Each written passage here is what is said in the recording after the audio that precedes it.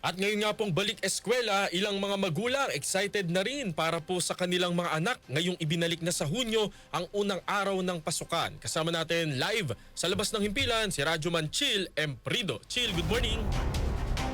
Good morning, Radyoman Sander, Radyoman Aljo. Ito nga ramdam na yung excitement ng mga magulang kasama ang kanilang mga anak ngayong unang araw ng pasukan. Hunyo 16, ito ay kahit pa ibinalik muli sa Hunyo ang pasukan para sa school year 2025-2026 sa tanim ng RMN Manila kay Edna Sanchez at Grace Muli, magulang ng grade 4 students.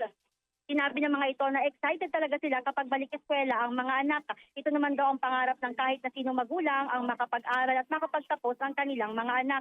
Ikinatuwa rin nila ang pagbabalik sa dating school calendar kung saan sinimulan ang pasok sa buwan ng Hunyo na dati ay buwan ng Hulyo. Ating pakinggan ang magkasunurang tinig kina Edna Sanchez at Grace Muli sa panayam ng RMN Manila. Pahinga naman siya kagabi kasi alam niya maaga yung school niya. Pero siya bukas. excited daw. 8 po, over 10. Over 10. Kasi nasa vacation mode pa siya eh.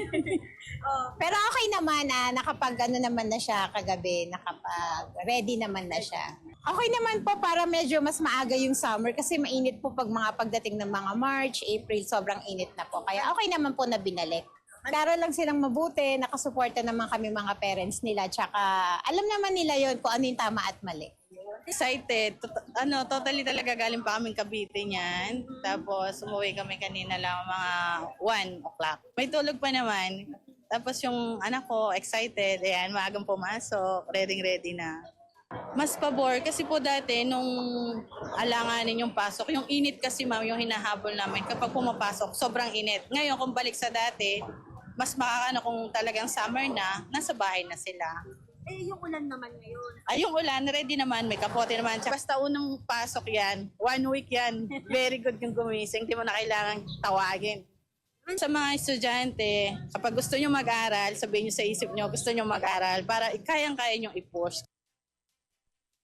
Samantala, Radyoman Aljo, Radyoman Sander, mahigpit naman ang seguridad na ipinatutupad sa naturang paaralan. Katuwa nga itong mga barangay tanod ng Western Bikutan dito sa May Taguig at itong PNP Taguig.